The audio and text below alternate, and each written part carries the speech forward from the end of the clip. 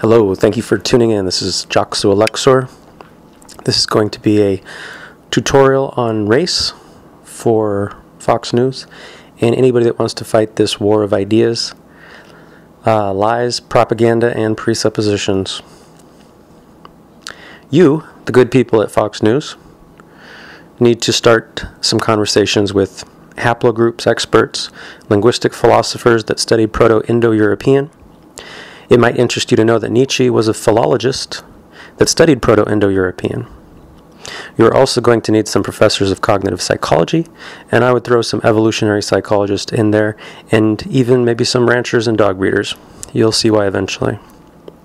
Did I say? Oh yeah, I did. Okay. Larry Wilmore recently said that he needed to beat the bleep out of his son Tutankhamun, most likely a jab at me. Recently, an assertion was made that King Tut was of the R1b haplogroup, which would make him Western European. This sparked international controversy. Why is it so controversial, and why did Zahi Hawass say he would never reveal the full DNA code of Tutankhamun? Manly Palmer Hall once said, "A man will not relay without corruption that which he has not comprehended." Now, the rappers from New York and in the ghetto that Larry Wilmore, MTV, and Comedy Central cater to encourage the narrative that since Egypt was in Africa, black people created civilization, which was then stolen from them. But how can you steal the principles of civilization from a group of people? Why is it that almost the only place where people are civilized is where they live in close proximity with white people? What they're doing is they're making the correlation-causation fallacy. This false narrative is pushed also by krs-one, as well as the idea that white people stole music from black people. I don't know at what point in time we are supposed to have stolen it, but the Spartans listened to peaceful music before going into battle, and the Pythagoreans used music to cure diseases. The word musician is much like the word physician, and they used it to calm the baser passions. Pythagoras himself once saved a woman from being gang raped by singing a melody he himself wrote, which gave everyone a sense of holiness. Shakespeare wrote in iambic pentameter with an AB-AB rhyme scheme. Another myth is the myth of the Afro-Asian that seeded all of the continents. Africans have never been particularly a seafaring people. They use as evidence for this myth the Olmec heads that exist in Ethiopia and Mexico. This is very easily falsifiable and probably has already been falsified by haplogroups. What's fascinating is you can see the similarity in appearance and beliefs and behavior between the Maori, who were a seafaring people, and Fijians, Tongans, and Samoans. And the Olmec head looks very like a Maori face. Before we go any further, I'm going to have to insert some of my own philosophical calculus. Being a linguistic philosopher, I am hypersensitive to how people communicate. There are three categories: the general, the personal, and the specific. Only the general falsifies the general, and only the personal falsifies the personal, and only the specific falsifies the specific. But in debate, people will bring evidence from any category to falsify any other category. Also, if you listen to their reasoning, you will observe that they arbitrarily conflate and bifurcate between the categories to prove themselves correct and other people wrong. Before the northern tribes invaded, India had no pantheon, culture, art, or architecture to speak of. They had one female goddess. To this day, Indians have a marked bias that favors lighter-skinned Indians. Take a look at the 32 major factors and the 80 minor factors that mark the physical characteristics of the Buddha. You might also watch my video, Resurrecting Jesus, Episode 2. Pythagoras resurrected in its uncorrupted form the guru tradition of ancient India when he created his math cult based on the knowledge he had gained studying the mysteries of the initiates in the great civilizations. Each math formula was considered holy and kept secret from non-initiates. It was forbidden to teach a non-initiate or a lower-level initiate one of these formulas, which was considered a word or a name of God.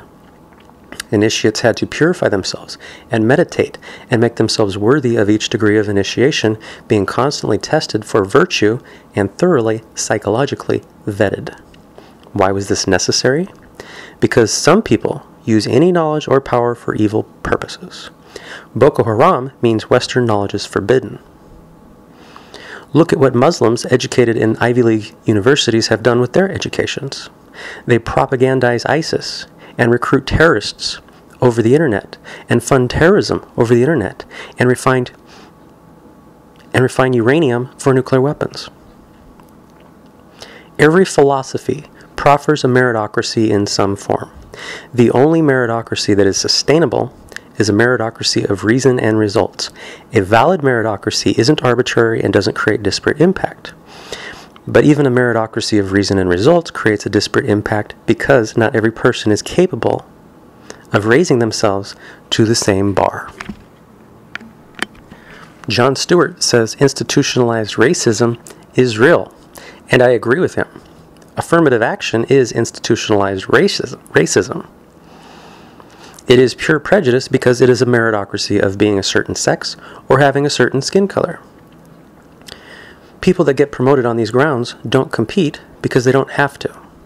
They are defensive, they are mean-spirited, and they are in relationship with their issues, feeling victimized by their sex or skin color. These vexatious litigations against corporations are meant to sabotage productivity, capitalism, and America itself.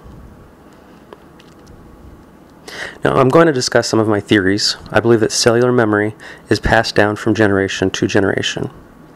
Every action or thought we repeat creates neural myelination, which is passed down to our progeny. Some refer to this as epigenetics. Neural myelination is like the grooves in an old western town's road. The grooves were made when the road was muddy.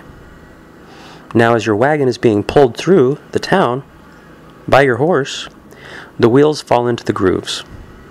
It is not impossible to get out of the grooves, but it is difficult.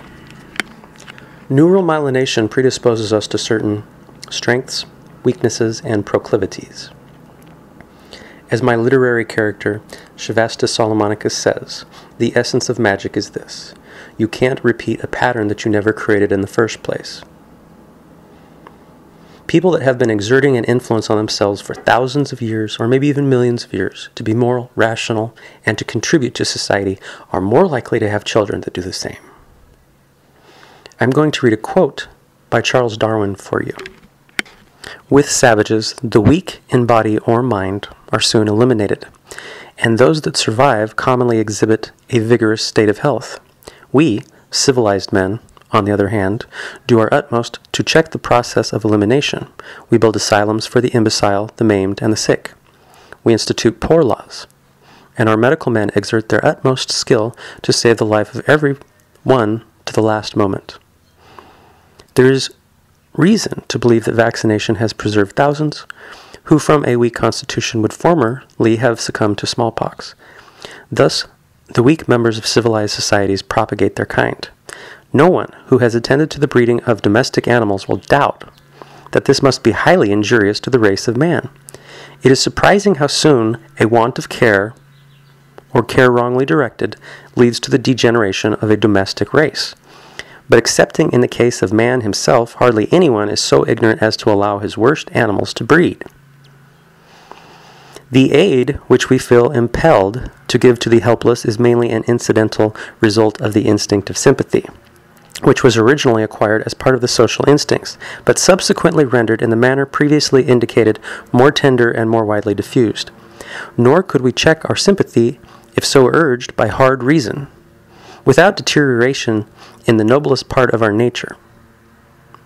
The surgeon may harden himself whilst performing an operation, for he knows that he is acting for the good of his patient. But if we were intentionally to neglect the weak and helpless, it could only be for a contingent benefit, with a certain and great present evil. Hence, we must bear without complaining the undoubtedly bad effects of the weak surviving and propagating their kind. But there appears to be at least one check in steady action, namely the weaker and inferior members of society not marrying so freely as the sound. And this check might be indefinitely increased, though this is more to be hoped for than expected, by the weak in body or mind refraining from marriage.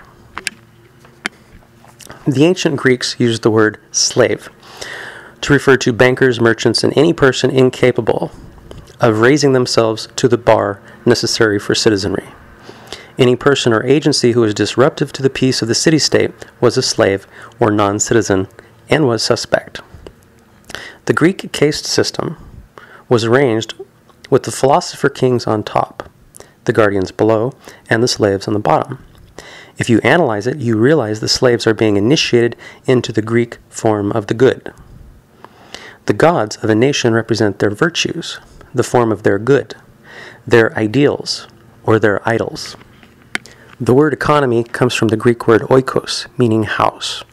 While the husband focused his attention on the polis and the words that derive from it, the wife paid the slaves or servants, bought the groceries, kept the wine cellar stocked, and prepared the banquets.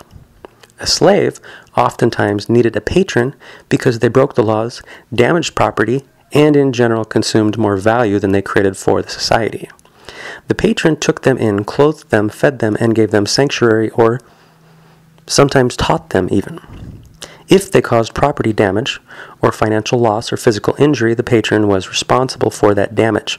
Also, if a citizen came into financial debt, they could sell themselves into temporary slavery until they paid off their debt in the form of indentured servitude.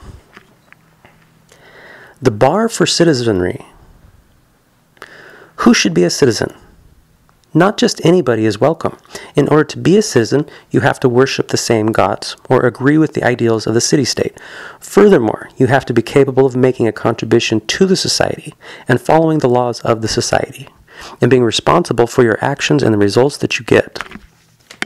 These people that are arguing for mercy and charity, for the people that despise America and break our laws and create no value for America, they should have their fates tied to those people that they are defending. They should be financially and legally responsible for their activities, instead of arguing for what other people should do with their own resources for the people that despise them. One last quote from Darwin. At some future period, not very distant, as measured by centuries, the civilized races of man will almost certainly exterminate and replace throughout the world the savage races. At the same time, the anthropomorphous... I'm not going to go any further into that. But what we see right now in the world is not evolution. When the fastest growing population of the stupidest and most violent people on earth is killing people more morally evolved and more intelligent than themselves, that is not evolution, that is devolving. Thank you for tuning in to this episode. Hope you have a good day.